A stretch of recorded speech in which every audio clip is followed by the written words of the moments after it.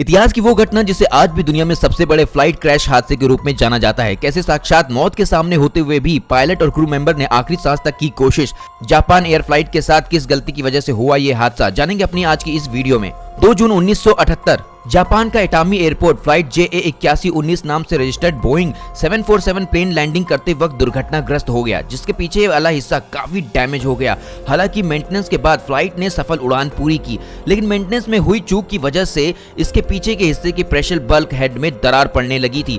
घटना के 7 साल बाद 12 अगस्त 1985 को ये फ्लाइट जापान के हनेडा एयरपोर्ट से ओसाका जाने वाली थी, जिसमें कुल 524 लोग सवार थे। 24,000 के क्रॉसिंग एल्टीट्यूड पर पहुंचकर फ्लाइट लैंडिंग के लिए डिसेंट शुरू कर देता है। इस दिन जापान में मौसम थोड़ा तूफानी और बारिश वाला था, जिस वजह से पायलट प्लेन के रूट से थोड़ा चेंज करते हुए साउथ में समंदर के ऊपर से जाने की सोचते हैं। ऐसे में प्लेन जब ऊंचाई पर पहुंच जाता है तो प्लेन के अंदर एयर प्रेशर कम होने लगता है, जिसको मेंटेन करने के लिए इंजन से प्लेन के अंदर हवा भरी जाती है। लेकिन फ्लाइट का पिछला हिस्सा ये प्रेशर झेल नहीं पाता और पीछे का बल्क हेड टेल के साथ टूटकर अलग हो जाता है। इस धमाके में rudder, axillary power unit, elevator जैसे कई जरूरी हिस्से भी टूट गए। अब प्लेन में ऑक्सीजन का लेवल घटने लगा, जिस वजह से क्रू मेंबर ने सभी पैसेंजर्स को सीट बेल्ट और ऑक्सीजन मास्क पहनने के लिए कहा। प्लेन को एक बार फिर वापस मोड़कर टोक्यो ले जाया जाने लगा, लेकिन यहाँ पर प्लेन अनकंट्रोल्ड थी।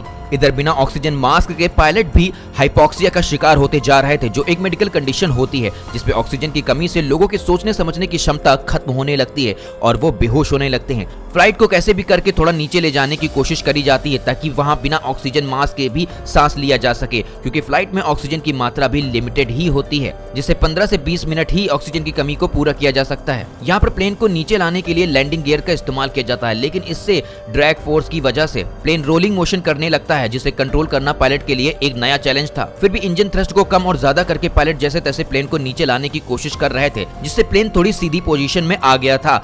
लेकिन तभी पायलट को सामने माउंट टकामागाहारा की ऊंची पहाड़ियां दिखी, जिससे टक्कर से बचने के लिए प्लेन इंजन थ्रस्ट को मैक्सिमम करके प्लेन को एक बार फिर ऊपर ले जाना पड़ा। लेकिन प्लेन इतनी स्पीड से ऊपर उठा कि उसका क्लाइंब एंगल 40 डिग्री पहुंच गया, जिसकी वजह से प्लेन स्टॉल सिचुएशन में जाने लगा और कॉकपिट में स्टॉल वार्निंग अलार्म बजने लगा। यहाँ इमरजेंसी फ्लैप्स को नीचे करके एक बार फिर प्लेन को सीधा करने की कोशिश की जा रही थी, लेकिन ये फ्लैप्स धीरे धीरे करके एक्सटेंड होने लगे और लेफ्ट साइड का फ्लैप ज्यादा लिफ्ट लेने लगा, जिससे फ्लाइट राइट साइड पर झुकने लगी। एक बार फिर फ्लाइट को कंट्रोल करने के लिए थ्रस्ट लेवल को बढ़ाया गया, लेकिन जल्दबाजी में लेफ्ट थ्रस्ट लेवल ज्यादा बढ़ जाने की वजह से प्लेन राइट साइड में झुककर टकामागाहारा की पहाड़ियों में जाकर क्रैश कर गया। धुएं का एक तेज गुब्बार उठता है और सब खत्म हो जाता है। खराब मौसम और अंधेरा होने के कारण जापान की अथॉरिटी ने किसी रेस्क्यू हेलीकॉप्टर को भी वहां नहीं भेजा, क्योंकि इससे उनकी भी जान जा सकती थी। अगली सुबह 12 घंटे के बाद जब रेस्क्यू हेलीकॉप्टर वहां भेजा गया तो वहां 4 लोग जिंदा मिले, जिन्हें तुरंत मेडिकल फैसिलिटी दी गई। अंतिम सांस तक लड़ने वाले ऐसे पायलट्स और क्रू मेंबर्स के लिए दिल से सलाम है। वीडियो पसंद आया हो तो वीडियो को लाइक एंड शेयर करके चैनल को सब्सक्राइब जरूर करें।